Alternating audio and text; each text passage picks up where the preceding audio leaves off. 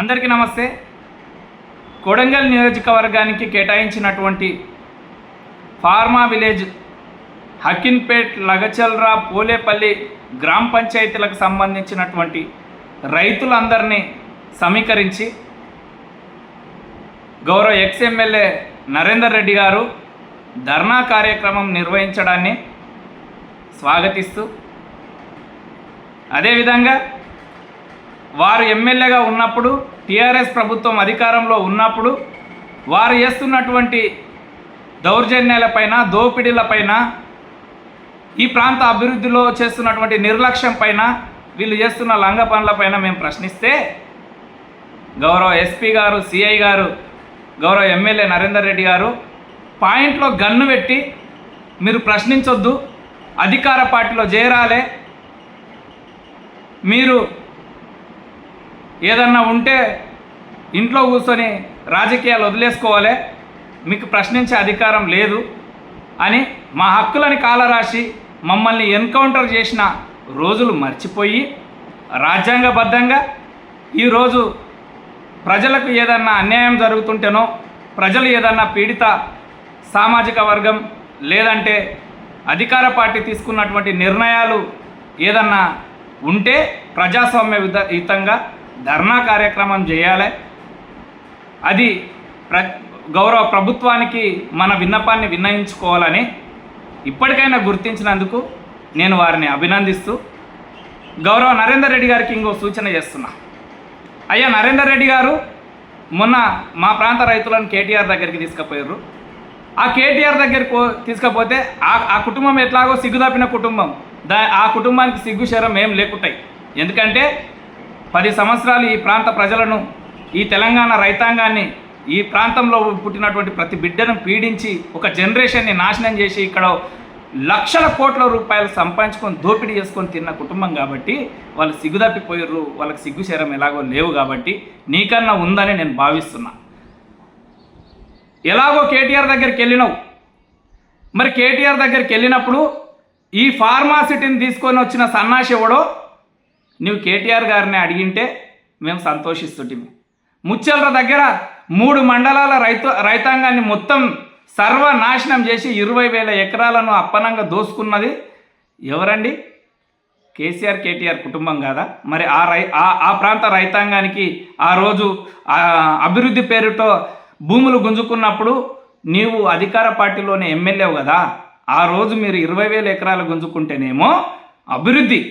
ఈరోజు ఈ ప్రాంతం అభివృద్ధి కోసం, ఈ ప్రాంతంలో పరిశ్రమలు వస్తుంటే మీరు చూసి జీర్ణించుకోలేకుండా మాట్లాడడం సబబు కాదు. నేనేం చెప్తున్నా అంటే, వాడు కేటీఆర్ గారు బ్రోకర్ ఒకడు వచ్చిండు, వచ్చి గౌరవ రాష్ట్ర ముఖ్యమంత్రి వర్యులు, ఈ ప్రాంత బిడ్డ, ఈ ప్రాంతం ఎమ్మెల్యే రేవంత్ రెడ్డి గారి పైన అనుచిత వ్యాఖ్యలు, అమ్మ, ఆలి అనే పదాలతో దూషిస్తూ రాష్ట్ర ముఖ్యమంత్రి గారిని తిట్టడం అనేది ఈ ప్రాంత రైతాంగానికి కూడా నేను సూచన చేస్తున్నా. మన నిరసన తెలుపుదాం. ఈ ప్రాంత బిడ్డగా మేము కూడా సైలెంట్గానే ఉన్నాం. మేము కూడా ఈ ప్రాంత బిడ్డగా మీకు నష్టం జరుగుతుంటే ఖచ్చితంగా మేము చూస్తూ ఊరుకునే పరిస్థితి అయితే లేదు. మేము కూడా గౌరవ ముఖ్యమంత్రి గారితో మాట్లాడి మీకు న్యాయం జరిగే విధంగానే మేము కొట్లాడతాం. కానీ మిమ్మల్ని రెచ్చగొడుతూ గౌరవ ముఖ్యమంత్రి గారిని అనుచిత వ్యాఖ్యలు చేస్తూ ఈ ప్రాంతానికి సంబంధించినటువంటి బిడ్డలను రాజకీయంగా వాడుకుంటూ సర్పంచ్ ఎన్నికలో రాష్ట్రంలో ప్రభుత్వం పైన వ్యతిరేకత పెంచాలనే ఉద్దేశంతో మిమ్మల్ని పావులుగా వాడుకొని మీ తద్వారా ఈ ప్రాంత బిడ్డను ఉద్దేశపూర్వకంగా తిట్టిస్తే ఖచ్చితంగా మేము దీన్ని సహకరించము, దీన్ని మేము ఒప్పుకోము. ఈ ప్రాంత బిడ్డ కూడా మీకు సూచన చేస్తున్నా, దయచేసి మళ్ళీ గౌరవ తిరుపతి రెడ్డి గారిని టార్గెట్ చేస్తూ ఆయనకేం సంబంధం, ఆయన ఎవరు, ఈ ప్రాంతానికి ఎమ్మెల్యేనా, ఇంకోట అని పదే ఆ జనాలతోని తిట్టించే ప్రయత్నం చేస్తున్నాడు. నేనొకటి చెప్పదలుచుకున్న మిత్రునికి, అయ్యా మిత్రమా, గౌరవ తిరుపతి రెడ్డి గారు ఈ ప్రాంతానికి ఎమ్మెల్యే కాదు, మీరు అన్నట్టనే వారి సమస్యలు కూడా వినడానికి ఆయన ప్రతినిధి కూడా కాదు. ఆయన ఈ ప్రాంతంలో ఉన్నటువంటి అధికార పార్టీ నాయకుల యొక్క నాయకుడు. ఈ ప్రాంతంలో ఉన్నటువంటి కార్యకర్తలను నాయకులను సమన్వయం చేస్తూ అధికార పార్టీ తీసుకుంటున్నటువంటి నిర్ణయాలలో ఈ ప్రాంత డెవలప్మెంట్లో కార్యకర్తలను నాయకులను భాగస్వామ్యం చేయడానికి మాత్రమే వారు ఈ ప్రాంతానికి వస్తుంటున్నారు. ఈ ప్రాంత డెవలప్మెంట్ జరగాలి, ఈ ప్రాంత బిడ్డల కష్టాలను తీర్చాలి. గౌరవ ముఖ్యమంత్రి గారు ఈ ప్రాంతానికి వారి సమయం ఇవ్వలేకపోతున్నాడు కాబట్టి మా నాయకుడు, మా కార్యకర్తలు, మా నాయకులను సమన్వయం చేస్తూ అధికార పార్టీ తీసుకుంటున్నటువంటి, రాష్ట్ర ప్రభుత్వం తీసుకుంటున్నటువంటి నిర్ణయాలు, ఆ ప్రభుత్వం తీసుకుంటున్నటువంటి పథకాలను ప్రజలకు చేరవేయాలనే ఉద్దేశంతో మాత్రమే ఈ తిరుపతి రెడ్డి గారి ఈ ప్రాంతంలో వారు యాక్టివ్గా ఉండడం జరుగుతుంది. వారు కాంగ్రెస్ పార్టీ నాయకుల ప్రతినిధి.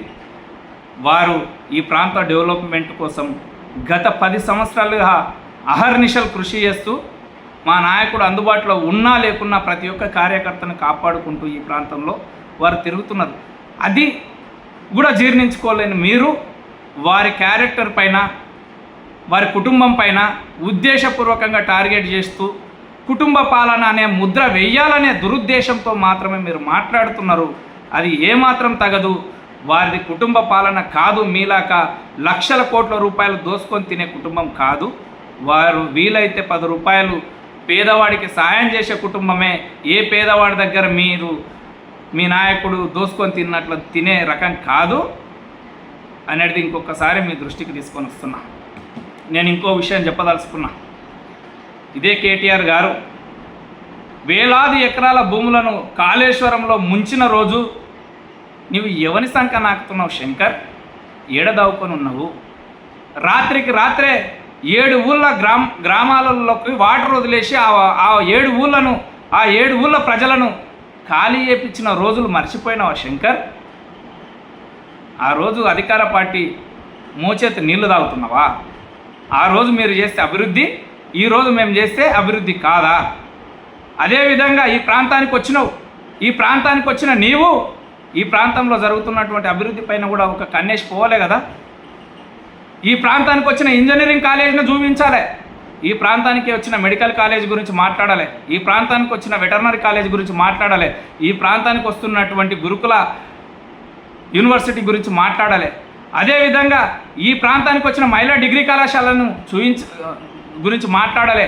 అదేవిధంగా ఈ ప్రాంతంలో ఉన్నటువంటి సింగిల్ రోడ్లు మొత్తం కొడంగల్ నియోజకవర్గంలో ఉన్నటువంటి అన్ని గ్రామాల సింగిల్ రోడ్లు డబుల్ రోడ్లు అవుతున్నాయి. అదేవిధంగా ఈ ప్రాంతానికి 100 పడకల ఆసుపత్రి వస్తుంది, మెడికల్ కళాశాల వస్తుంది.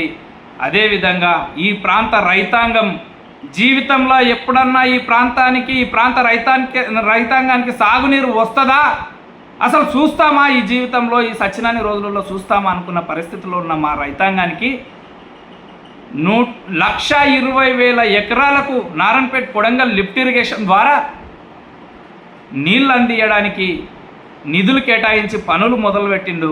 టెండర్లు మొదలైనవి. ఫస్ట్ లిఫ్ట్, సెకండ్ లిఫ్ట్ కోసం మొన్ననే టెండర్లు జరిగినాయి. మరి దాని గురించి కూడా నీవు చూపించలే కదా.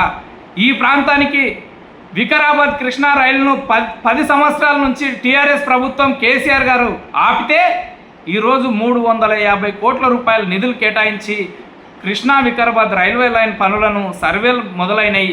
వాటి పనులు కూడా పూర్తయ్యే విధంగా ఈ నాయకుడు రేవంత్ రెడ్డి గారు, తిరుపతి రెడ్డి గారు ఈ ప్రాంతంకి ప్రతినిధులుగా వారు వాటిని కూడా పూర్తి చేసే పనిలో ఉన్నారు. వాటి గురించి నువ్వు ఎప్పుడన్నా ఈ మాట్లాడాలి కదా.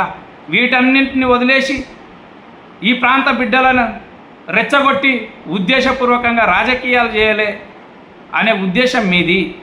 మేము కూడా స్వాగతిస్తున్నాం. మేమే డిమాండ్ చేస్తున్నాం. అయ్యా కేటీఆర్ గారు, నరేందర్ రెడ్డి గారు, నేను ఈ ప్రాంత బిడ్డగా, ఈ రాష్ట్ర రేవంత్ సైన్యం అధ్యక్షునిగా నేను డిమాండ్ చేస్తున్నా, మీరు రావాలి. కేటీఆర్, నరేందర్ రెడ్డి మీరు వచ్చి మా అకిన్పేట్, పోలేపల్లి చౌరస్తా, అకిన్పేట్ చౌరస్తా,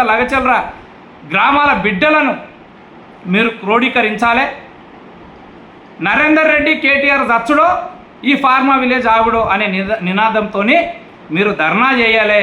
ఈ ప్రాంత బిడ్డలకు నిజంగానే మీరు రైతు పక్షపాతి అయితే మీరు రాజకీయాలే చేస్తలేదు. మేము సర్పంచ్ ఎన్నికలనే దృష్టిలో పెట్టుకొని ఇక్కడ ఉన్నటువంటి ప్రాంత బిడ్డలను రెచ్చగొట్టి ఒక పార్టీ తీసుకున్న నిర్ణయంగానే ఈ ఉద్యమాన్ని లేకుంటే ఈ రైతులని మీరు క్రోడీకరిస్తలేరని అనుకుంటే మీరు రావాలి, ఇక్కడ ఆమరణ నిరాహార దీక్ష చేయాలి. మీరు నరేందర్ రెడ్డి కేటీఆర్ చచ్చుడో ఈ ఫార్మా విలేజ్ ఆగుడో అనే నినాదంతో మీరు ధర్నా చేయాలని నేను మిమ్మల్ని ఆహ్వానిస్తూ, దయచేసి అనవసరమైనటువంటి కాంట్రవర్సీల్లో మా రైతాంగాన్ని తీసుకుపోయి రాజకీయాలు చేసి ఉద్దేశపూర్వకంగా రేవంత్ రెడ్డి గారినో తిరుపతి రెడ్డి గారినో తిట్టించి మమ్మల్ని రెచ్చగొట్టి మాకే గొడవలు జరిగే విధంగా మీరు చేయొద్దని నేను ఆశిస్తూ, రైతాంగం కూడా ప్రజాస్వామ్యయుతంగా ఏదన్నా ఉంటే మన యొక్క విజ్ఞప్తిని ప్రభుత్వానికి చేరే విధంగా చూడాలి. కానీ మీరు వాళ్ళేదో రాజకీయ స్వార్థం కోసం మిమ్మల్ని రెచ్చగొడితే మీరు ఈ ప్రాంత బిడ్డలను ముఖ్యమంత్రి గారిని అనుచిత వ్యాఖ్యలు చేసి, దయచేసి మనము మన ప్రాంత బిడ్డను విమర్శించొద్దు, వాళ్ళ రాజకీయ ఊబిలో మీరు చిక్కుకోవద్దని నేను విజ్ఞప్తి చేస్తున్నా. Thank you.